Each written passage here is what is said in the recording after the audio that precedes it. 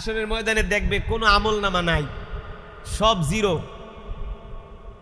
আল্লাহ তাআলা বলবে ফেরেশতারা ঘাড় ধইরা নিয়ে যাব পিটাইতে পিটাইতে জাহান্নামের দিকে। আল্লাহ তাআলা বলে, এই যাস কই? আমার বান্দারে কোথায় নিয়ে যাস? ফেরেশতারা বলবে, আল্লাহ তন্ন তন্ন করে আর নথিগুলো খুঁজলাম, কোনো আমল নাই, কোনো নেক নাই, ও তো জাহান্নামের আসামি হয়ে গেছে।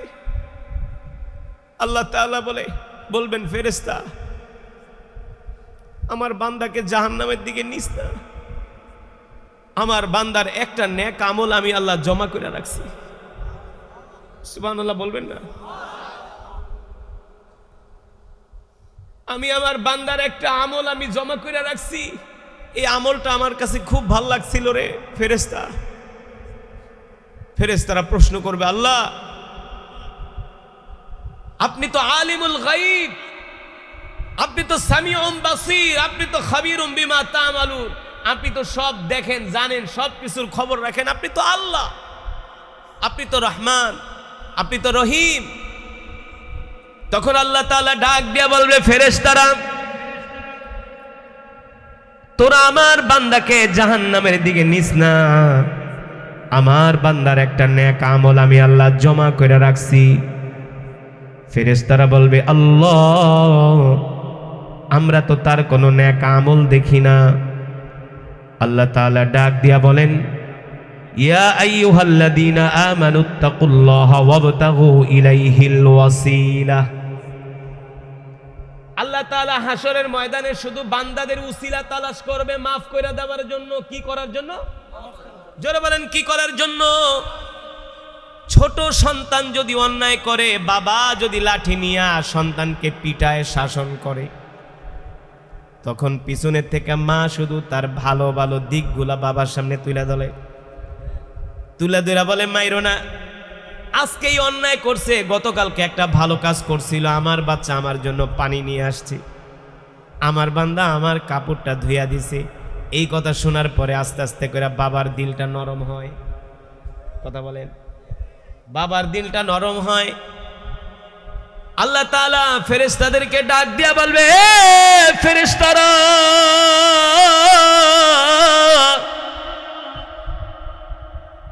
আমার বান্দা নামাজ পড়ে নাই, রোজা রাখে নাই, দিন মানে নাই, ধর্ম মানে নাই, আমার বান্দা অন্যায় করছে, গুনাহ করছে, কিন্তু আমার বান্দার একটা আমল আমার কাছে ভালো লাগছে রে ফেরেশতা, ওই আমলটা আমি আল্লাহ আমার বান্দার জন্য জমা করে রাখছি।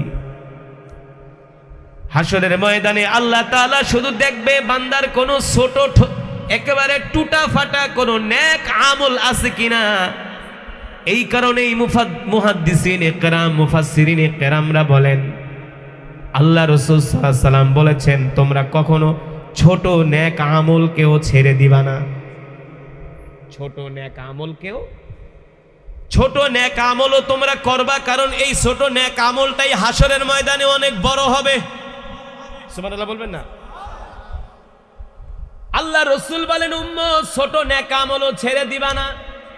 তুমি রাস্তা দিয়ে হাঁটতেছো, একটা কাঁটা পড়ে আছে, ওই কাঁটাটা তুমি উঠাইয়া এক জায়গা থেকে আর এক জায়গায় রাখছো, এটাও একটা সৎকার সওয়াব, এটা একটা ছোট্ট নেক আমল, কিন্তু তুমি করছো, এটা আল্লাহ তাআলার কাছে পছন্দ হয়ে গেছে। আল্লাহু আকবার।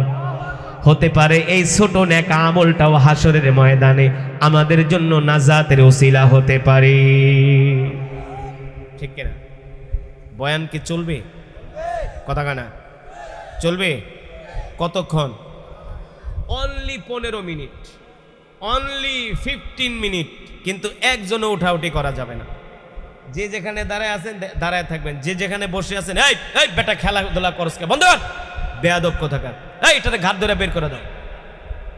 এটা কি খেলার জায়গা? এখানে ওয়াজের মাহফিল হচ্ছে। 15 মিনিট টাইম, 15 মিনিটের মধ্যে মোনাজাত হয়ে যাবে। চাতক পাখির মতো তাকায় তাকায় বয়ান শোনেন। রাজি আছেন? রাজি আছেন?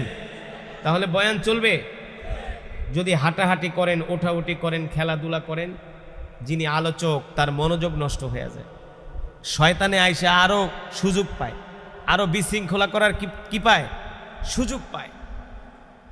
এই জন্য কোরআনের মজমায়ে আজমতের সাথে মহব্বতের সাথে আমরা জমে জমে বয়ান শুনবো ইনশা।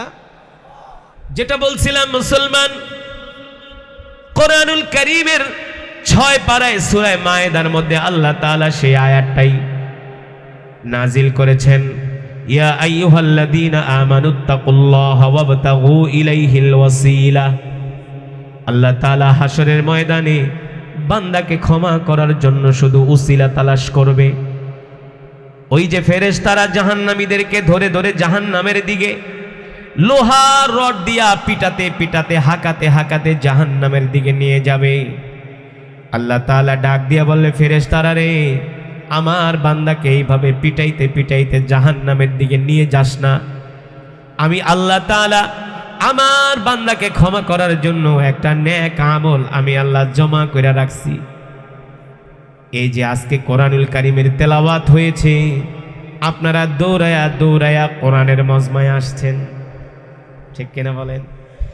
আল্লাহ তাআলা ফেরেশতাদেরকে ডাক দিয়া বলে, ফেরেশতারা, এই এলাকার মধ্যে অনেক বান্দা আছে, অনেকেই ঘরে শুয়ে আছে, চায়ের দোকানে বসে আছে, টেলিভিশন দেখতেছে, মোবাইল টিপতেছে, কিন্তু আমার কিছু পেয়ারা বান্দারা কোরআনের তেলাওয়াত শুনে আর ঘরে থাকতে পারে নাই, রাস্তায় থাকতে পারে নাই। এ ফেরেশতারা, আমার বান্দারা কোথায় যায়? ফেরেশতারা ডাক দিয়া বলে, আল্লাহ কোথায় যায় আপনি তো ভালোই জানেন। আল্লাহ তাআলা বলে, আমি জানি, তারপর আমি বলবো না, তোরা বল তোরা বল। ফেরেশতারা বলে, আল্লাহ গো, আপনার বান্দা কোরআনের তেলাওয়াত শুনে আর থাকতে পারে নাই, দৌড়ায়া দৌড়ায়া কোরআনের মজমায় যাইতেছে। আল্লাহ রাসূল বলেন, আল কোরআন হুজ্জাতুল লাকা ওয়া আলাইকা। আল্লাহ রাসূলের হাদিস আমি বানায় বানায় বলি না রে যুবক। আল্লাহ নবী বলছেন, আল কোরআন হুজ্জাতুল লাকা ওয়া আলাইকা। এই কোরআন এমন এক কিতাব, হাসরের ময়দানে এই কোরআন কারো পক্ষে সাক্ষী দিবে, জান্নাতে যাবার জন্য সুপারিশ করবে, আবার এই কোরআন কারো বিরুদ্ধে আল্লাহর আদালতে মামলা দায়ের করবে। কিছু বান্দাদের জন্য আল্লাহর কোরআন সুপারিশ করবে, বলবে, আল্লাহ আমি কোরআন তোমার এই বান্দার জন্য সুপারিশ করলাম, তুমি তোমার বান্দাকে জান্নাতে দিয়া দাও। জাহান্নামে দিতে পারবা না। আল্লাহ তাআলা বলবে, কারণ কি? কোরআন বলবে, আল্লাহ আপনার এই বান্দা দুনিয়াতে আমাকে ভালোবাসতো, আপনার এই বান্দা কোরআন পড়তে পারতো না, কিন্তু পোস্টারের মধ্যে দেখছে, মাইকিনে শুনছে, অমুক এলাকায় অমুক জায়গায় একজন কোরআনের হাফেজ আসবে। আল্লাহ আপনার এই বান্দা কোরআন শোনার জন্য অনেক দূর থেকে হাইটা হাইটা আসছে, রাত্রবেলা খায় নাই, ক্ষুধার্ত অবস্থায় কোরআনের মজমায় বৈশা বৈশা কোরআন শুনছে, আর কোরআন শুইনা চোখ দিয়া পানি ঝরাইছে। আল্লাহ দুনিয়ার জমিনে আমার যেই বন্ধু আমাকে ভালোবাসছে, আমি কোরআন আজকে তার জন্য সুপারিশ করলাম, আপনি তাকে জান্নাত দিয়া দেন, জাহান্নামে নিতে পারবেন না। কোরআন প্রেমিকদের জন্য কোরআন সুপারিশ করবে জান্নাতে নেওয়ার জন্য। আবার এই জমিনে এমন কিছু মুসলমান আছে যারা জীবনেও কোনোদিন কোরআন পড়ে নাই, আছে কি আছে না? আছে না? কোরআন পড়ে না, পড়তে পারে না, শিখেও না, শেখার চেষ্টাও করে না, কোরআনের মজমায়ও আসে না, মাহফিলে আসলে বাদাম বুদাম কিনা আস্তে করে বাড়িতে জায়গা। কপাল পোড়া, বুঝলে না? মাজালিসুল ইলমি রাউদাতুম মিন রিয়াদিল জান্নাহ।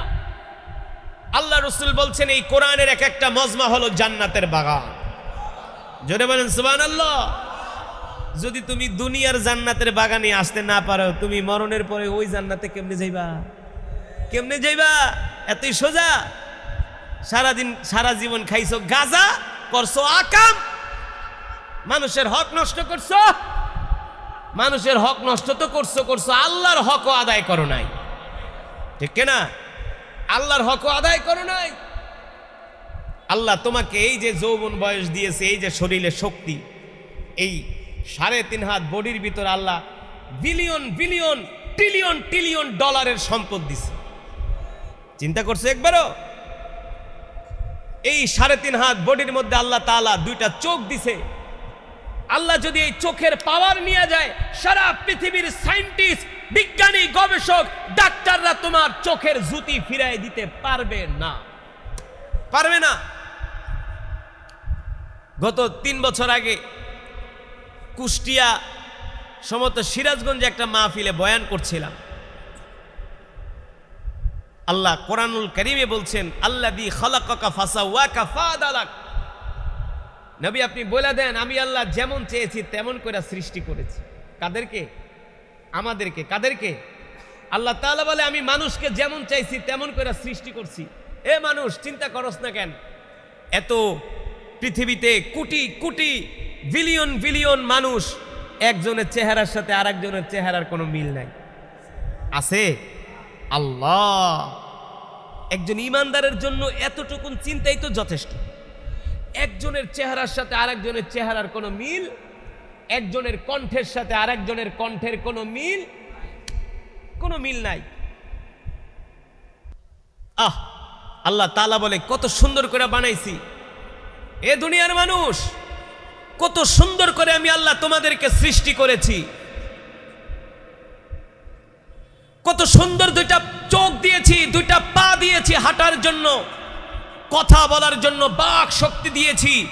আমি আল্লাহ যদি তোমাদের চোখের জ্যোতি নিয়ে যাই, পাওয়ার নিয়ে যাই, কথা বলার বাক শক্তি যদি কেড়ে নেই, পৃথিবীর কোন ডাক্তার তোমাদেরকে কথা বলার বাক শক্তি দিতে পারবে না। আমাদের সমাজে অনেক মানুষ আছে যারা কথা বলতে পারে না, বোবা। আছে কি আছে না? জোরে বলেন, আছে কি আছে না? আল্লাহ তাআলা হাসরের ময়দানে ডাক দিয়া বলবেন, বান্দা, এই যে আমি আল্লাহ এই বান্দাকে কথা বলার শক্তি দেই নাই, চোখের জ্যোতিও দেই নাই, পাওয়ারও দেই নাই। আমার বান্দা চাইলেও কথা বলতে পারতো না, আমার বান্দা চাইলেও সে চোখ দিয়া দেখতে পারতো না। কিন্তু আমি আল্লাহ তোমাকে 2টা চক্ষু দান করেছিলাম। আমি আল্লাহ তোমাকে কথা বলার একটা জবান দিয়েছিলাম, বাক শক্তি দিয়েছিলাম। তুমি এত সুন্দর করে কথা বলতে, এত সুন্দর করে বক্তৃতা দিতা, মানুষ তোমার জন্য পাগল হয়ে যাইত। ঠিক কিনা বলেন? আমি তোমাকে এত সুন্দর চেহারা দান করলাম, সুদর্শন চেহারার অধিকারী করলাম। এত নিয়ামত বান্দা আমি আল্লাহ তোমাকে দান করলাম। এত নিয়ামত আমি দিয়া তোমাকে পৃথিবীতে ভরপুর করে রাখলাম। বান্দারে, আমি আল্লাহ তো তোমার সমস্ত নিয়ামত দিয়েছি, কোনো দিক থেকে তোমাকে কম দেই নাই। কিন্তু আমি তো তোমার রব, আমি তো তোমার মালিক, আমি তো তোমাকে সৃষ্টি করেছি। আমি রব তো তোমাকে তোমার মায়ের পেটেও তোমার জন্য খাবারের ব্যবস্থা করছি। ঠিক কিনা বলেন? আল্লাহ তাআলা বলে, তুমি যখন 10 মাস 10 দিন তোমার মায়ের গর্ভে ছিলা, মিন নুতফাতিন খালাকাহু ফাকাদ্দারা সুম্মা সাবিলা ইয়াসসারা সুম্মা আমাতাহু ফাআকবারা সুম্মা ইযা শাআ আনশারা। আল্লাহু আকবার।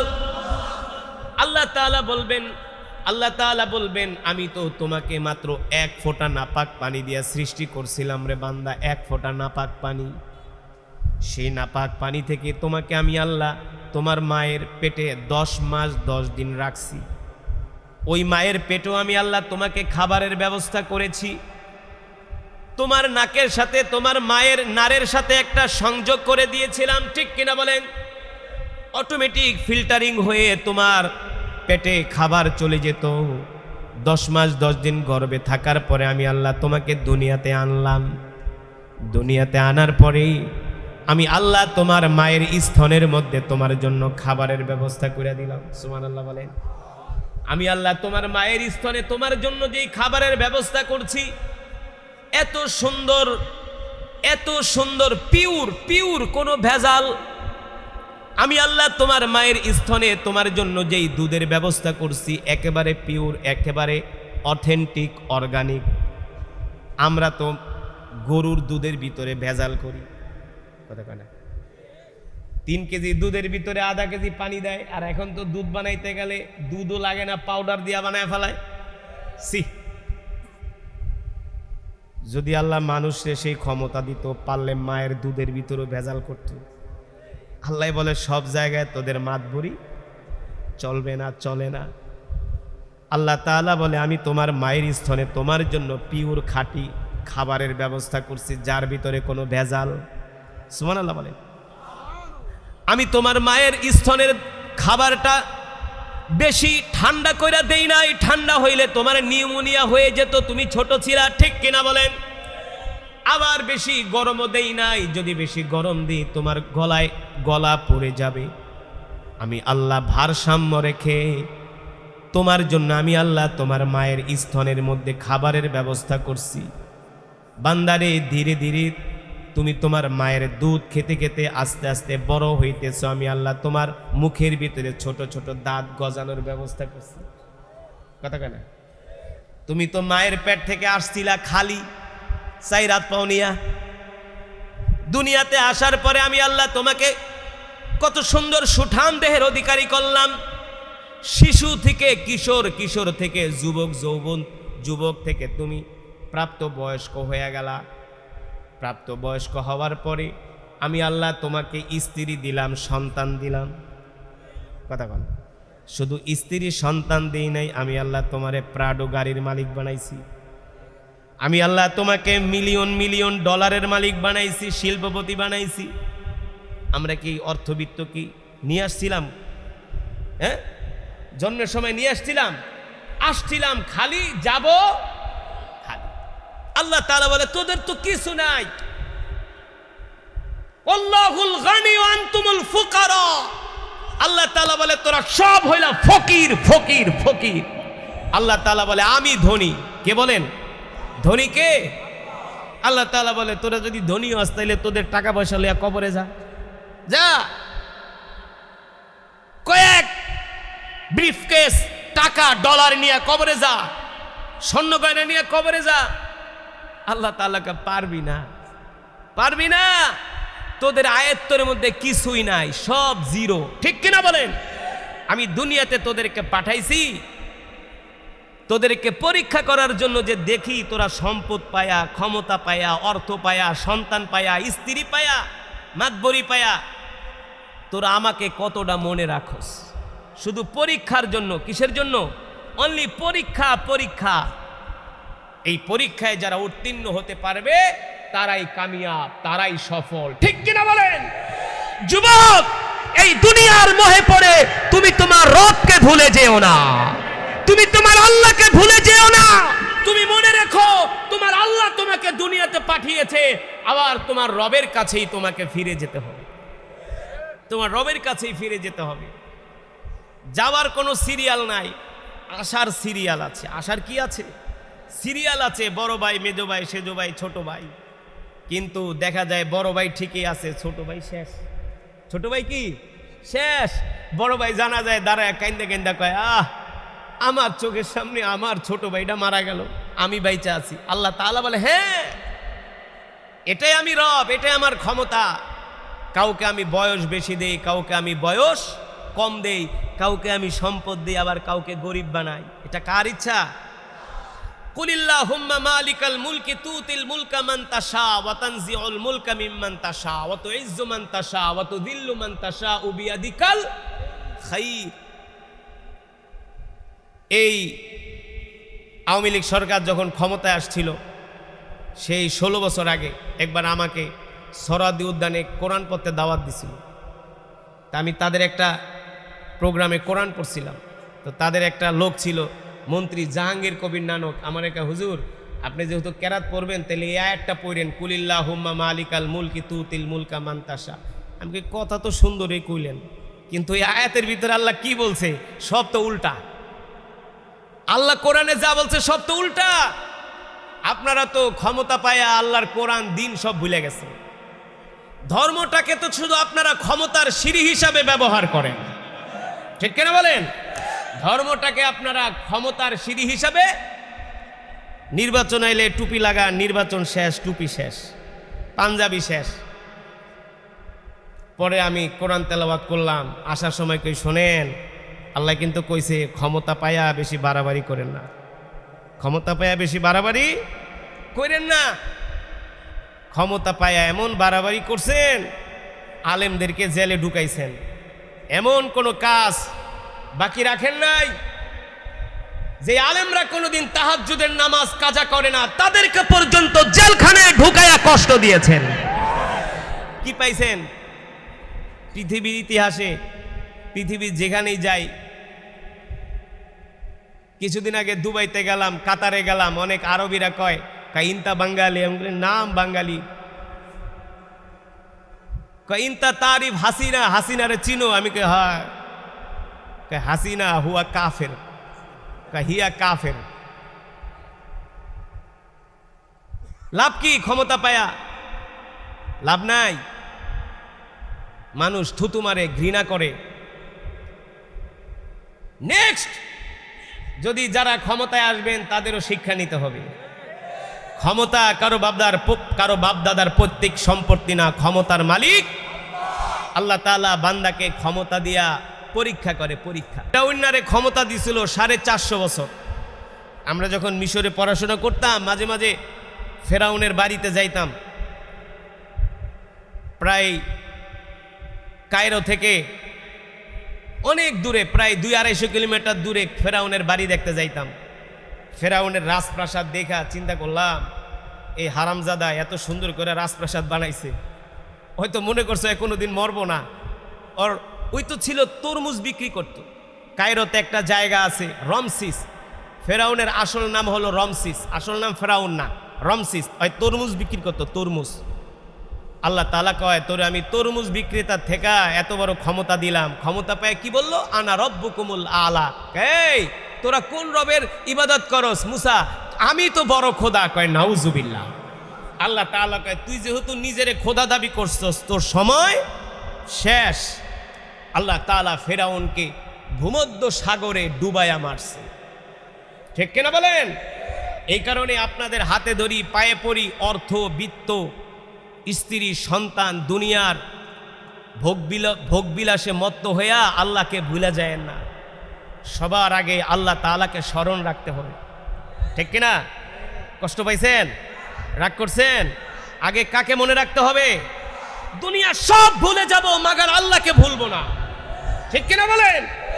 স্ত্রী, সন্তান সব ভুলে যেতে পারি, আমার রবকে আমি ভুলতে পারি না। সাহাবীরা এমনই ছিলেন, আল্লাহ রসুল, আল্লাহর পয়গম্বররা এমনই ছিলেন। তারা সব ছেড়ে দিয়েছেন, আল্লাহ তাআলাকে ছাড়েন নাই। আর আমরা সব ধইরা রাখছি, শুধু আল্লাহকে ছেড়ে দিছি। আল্লাহ তাআলাকে ছেড়ে দিয়েছি। এই কারণে যুবক দোস্ত, গাঁজা খাওয়া বাদ দাও, সিগারেট খাওয়া বাদ দাও, ফেন্সিডিল খাওয়া বাদ দাও, হাফ প্যান্ট পরা বাদ দাও, চুলের কাটিং করা বাদ দাও। ওই কবরে যাওয়ার আগে মাটির মানুষ হয়ে যাও। জমিনে এমনভাবে চলাফেরা করো, তোমার চলাফেরা দেখলে মনে হবে তুমি একজন পথিক, তুমি একজন মুসাফির। ঠিক কিনা বলেন? এইভাবে আমরা চলাফেরা করব, মানুষকে কষ্ট দিব না, মানুষের সাথে সুন্দর আচরণ করব। 5 ওয়াক্ত নামাজ আমরা জামাতের সাথে আদায় করব। ওই যে একটু আগে বলছিলাম, কয় ওয়াক্ত নামাজ? কয় ওয়াক্ত? কয়দিন? 40 দিন। কিসের সাথে? তাকবীরুল্লাহ। কিসের সাথে? তাকবীরুল্লাহর সাথে। কিছু মানুষ আছে শুক্রবারে জুমার নামাজে যায় 1টা 25-এ। কয়টা? 1টা 25-এ যায়, পরে ছোট ছোট বাচ্চাগুলোকে ঠেলাঠেলি করে, এই যা, তোকে নামাজ পড়া লাগবো না। ছোট বাচ্চারা ধাক্কা দিয়ে হ্যাঁ কাতারে যায় দাঁড়ায়, কত বড় নামাজি। তো তুমি এত বড় নামাজি 1টা 25-এ আইছো কেন? পারলে তুমি 1টা বাজে আইসা মসজিদের সামনের কাতারে বসবা। ঠিক কিনা বলেন? আগে আগে মসজিদে চলে যাব, মসজিদের প্রথম কাতারে বসে বসে কোরআন পড়ব, জিকির করব। এইভাবে 40 দিন তাকবীরুল্লাহর সাথে নামাজ আদায় করেন, প্রতিদিন কোরআন পড়েন, জিকির করেন, দুরুদ পড়েন। আপনার মনের মধ্যে যত নেক আশা আছে ইনশাআল্লাহ পূরণ করবেন কে? আল্লাহ তাআলা। আল্লাহ তাআলা। আসুন আমরা আল্লাহ তাআলার বেশি বেশি ইবাদত করি। 5 ওয়াক্ত সালাত আমরা জামাতের সাথে আদায় করি, সকাল সন্ধ্যা আল্লাহ তাআলার জিকির করি। করব তো ইনশাআল্লাহ? রাগ করছেন? কষ্ট পাইছেন? কোরআন শুনে ভালো লাগছে? যদি কোরআন শুনে ভালো লেগে থাকে, আপনার সন্তানদেরকেও মাদ্রাসায় পড়াবেন, আলেম বানাবেন। মিয়া 3-4টা ছেলে আল্লাহ আপনাকে দিছে, সবাই স্কুলে পড়ান, কলেজ ইউনিভার্সিটিতে পড়ান, দরকার নাই। 2জন আলেম বানান, 2জন জেনারেল শিক্ষা শিক্ষিত বানান, অথবা 3 জন আপনি জেনারেল শিক্ষা শিক্ষিত করেন, একজন আলেম বানান, দেখবেন ওই একজন আলেমের কারণে 3 জনও নামাজি হয়ে গেছে, 3 জনও নামাজি হয়ে গেছে। একজন জজ, একজন ব্যারিস্টার, একজন বিচারপতি, বাংলাদেশের নাম করা, তার বাড়ি হলো সেই রাজশাহীতে। 3 ভাই বড় বড় পদে, 1 ভাই আলেম। ওই আলেমের কারণে 3 ভাই এখন পুরো আল্লাহওয়ালা হয়ে গেছে। এই কারণে প্রতিটা ঘরে একজন আলেম থাকা চাই, প্রতিটা ঘরে একজন, যাতে আপনার জানাজা আপনার সন্তান দিতে পারে। আপনি ভাড়া করে কেন মৌলবি আনবেন? মৌলবি দিয়া জানাজা দেওয়ায়া দোয়া করায়া যে সওয়াব পাবেন, আর আপনার নিজের রক্তের সন্তান যদি আপনার জন্য দোয়া করে, বুলেটের গুলি মিস যেতে পারে, আপনার সন্তানের দোয়া মিস যাবে না। এ কারণে কম হলেও 1-2 জন সন্তান ছেলে থাকলে 1-2 জনকে মাদ্রাসায় পড়াবেন। আর কন্যা সন্তান থাকলে সবাইকে স্কুল কলেজ ইউনিভার্সিটিতে পড়ানোর কোনো প্রয়োজন নাই, 2-3 জন পড়ান আর 1-2 জন মহিলা মাদ্রাসায় পড়ান। ওই 1-2 জন মহিলা মাদ্রাসায় পড়াইলে দেখবেন আরো 3 জন তার ছোঁয়ায়, তার বরকতে, তার নিসবতে, তার ঘ্রাণে দেখবেন তারাও আল্লাহওয়ালা হয়ে গেছে। ঠিক কিনা বলেন? তাহলে আমরা আমাদের সন্তানদেরকে মাদ্রাসায়ও পড়াবো, স্কুলেও পড়াবো। তো প্রশংসা কার জন্যে? আরো জোরে বলি, কার জন্যে? আমরা কি আল্লাহকে ভালোবাসি? কথা না ভালোবাসি? নিজের জীবনের চেয়ে, নিজের সব কিছুর চেয়ে? আল্লাহু আকবার, জোরে বলি আল্লাহু আকবার। মুসলমান, আমি যে কোরআনুল কারীমের তেলাওয়াত করেছি আপনারা শুনছেন? হৃদয়ের কান দিয়ে শুনেছেন? কে কে শোনেন নাই হাত ওঠান। মাশাআল্লাহ, সবাই শুনছে। কিসে? আচ্ছা, বয় বয় বয়। মাশাআল্লাহ, আমার হাদিয়া দিছে। মাশাআল্লাহ, শুকরান, জাযাকাল্লাহ। আল্লাহ তাআলার বান্দারা, আমি কোরআন পড়েছি, আপনারা শুনেছেন। কোরআনুল কারীমের তেলাওয়াতে এক একটা হরফে 10টা করে নেকি পাইছেন। কয়টা করে নেকি? খুশি নাকি বেজার? আমি যে কোরআন পড়লাম আর মাঝে মাঝে যে দোয়া করলাম, কেন করলাম বুঝলেন তো না? হাদিস শরীফে এসছে কোরআন পড়া মানে সরাসরি আল্লাহ তাআলার সাথে কথা বলা। এই মুসলমান, একটা নেতার পিছনে হারা দিন ঘোরো 500 টাকার লেগা, হ্যাঁ? কথা কন, সঠিক না বেঠিক? একটা শিল্পপতির পিছনে ঘোরো কিছু পাওয়ার লেগা। এই শিল্পপতিরে দেয় কে? নেতারে খাওয়ায় কে? সে আল্লাহকে ধরো। ঠিক কিনা বলেন?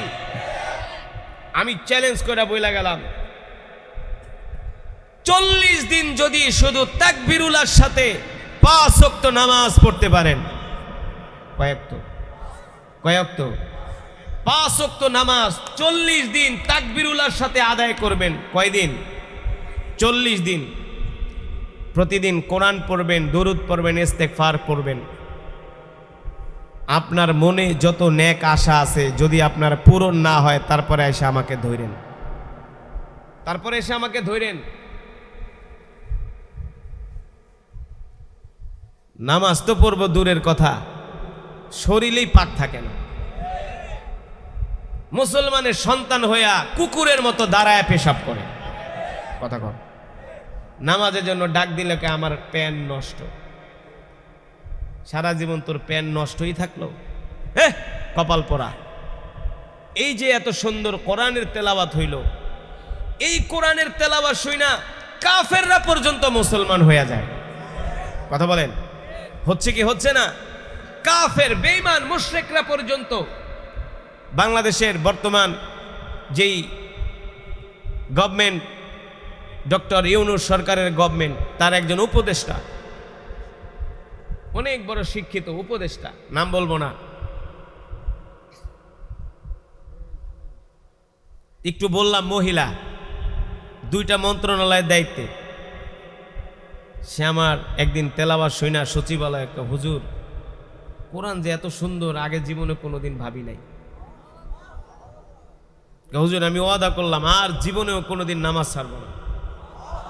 হুজুর, ছোটবেলা থেকে তো কোরআন পড়তাম, কিন্তু আপনার তেলাওয়াত শুনে এখন থেকে ওয়াদা করছি আর কোনোদিন কোরআন তেলাওয়াত ছাড়বো না।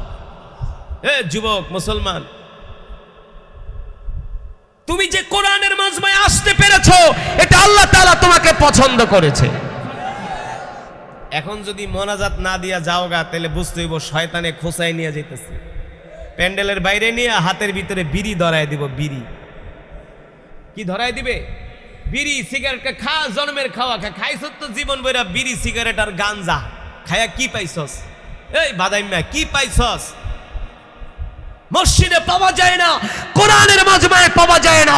অথচ উচিত ছিল প্রত্যেকটা মুসলমান আজান দেওয়ার সাথে সাথে মসজিদে চলে যাবে। নামাজের সময় গার্মেন্টস গুলো বন্ধ হয়ে যাবে, ফ্যাক্টরি গুলো বন্ধ হয়ে যাবে, অফিস আদালত বন্ধ হয়ে যাবে, রাস্তা ব্লক করে মসজিদে জায়গা না হলে মুসলমান নামাজ আদায় করবে। আবার নামাজ শেষ যার যার কাজে চলে যাবে। কথা বলেন, যার যার। এইভাবে যদি আমরা আল্লাহ তাআলাকে ডাকতাম, আল্লাহ আসমান থেকে রহমত বরকত নাজিল করত, জমিনের মাটি ভেদ করে করে আল্লাহ আমাদের জন্য বরকত পাঠাইতো, বরকত। কিন্তু আমরা কি নামাজ পড়ি? জোরে বলেন, পড়ি না। এই যে এত সুন্দর কোরআনের মাহফিল হচ্ছে, কোরআনের মজমায় আয়েশা 20টা মিনিট কোরআন শুনবে। আমি যে কোরআন পড়লাম, কোরআনুল কারীম, আল্লাহ নিজে বলছেন ওয়াইদা তুলিয়াত আলাইহিম আয়াতুহু যাদাতুহুম ঈমানা। কোরআনের তেলাওয়াত শুনলে ঈমান বেড়ে যায়। কি বেড়ে যায়? ঈমান বাড়ছে কি বাড়ছে না? জোরে বলেন, বাড়ছে কি বাড়ছে না?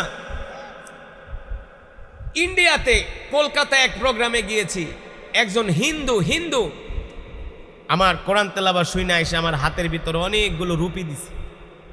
আমি বললাম, তুমি হিন্দু, আমাকে এতগুলো রুপি দিলা? বলে, তুমি মুসলমান, তোমার কোরআন তেলাওয়াত আমার খুব ভালো লাগছে, এই জন্য তোমাকে রুপি দিলাম। এক হিন্দু, আমি হজ করে আসছি, বলে, তোমাকে কতদিন এলাকায় দেখি না, তুমি নাকি হজে গেছিলা? বলে, হ্যাঁ। তাহলে হজের থেকে আইসো, তুমি পবিত্র, আমাকে একটু আশীর্বাদ করে দাও। হিন্দু। হায় রে কপাল পড়া মুসলমান। অন্য ধর্মাবলম্বীরা আমাদের ইসলামের জন্য পাগল, দ্বীনের জন্য পাগল। অন্য ধর্মাবলম্বীরা আমাদের কোরআন শুনে তার আবেগ আপ্লুত হয়ে যায়, কিন্তু মুসলমানের সন্তানেরা সেই কোরআন শুনতে চায় না। ঠিক কিনা বলেন? কিন্তু আপনাদের মতো যারা ইমানদার, এই যে আমার কত যুবকরা দাঁড়ায় আছে, কোরআনের তেলাওয়াত শুনে আর ঘরে থাকতে পারে নাই, রাস্তায় থাকতে পারে নাই। আছে কি আছে না? কিছু যুবক কোরআন শোনার পরে দৌড়ায় আসছে কোরআনের মজমায়। যুবক, এই যে তুমি কোরআনের মজমায় আসলা, তুমি জানো তোমার মতো আরো শত শত যুবক আশেপাশে ঘুরতেছে, ওরা কিন্তু কোরআনের মজমায় আসতে পারতেছে না, পারবে না। ওদের সেই ইমানের পাওয়ার নাই। তোমার ইমান তোমাকে কোরআনের মজমায় নিয়ে আসছে। তুমি মনে রেখো, তোমার যে ইমান তোমাকে কোরআনের মজমায় নিয়ে আসছে, এই ইমান তোমাকে আল্লাহর জান্নাত পর্যন্ত পৌঁছে দিবে। আল্লাহু আকবার বলেন। হ্যাঁ।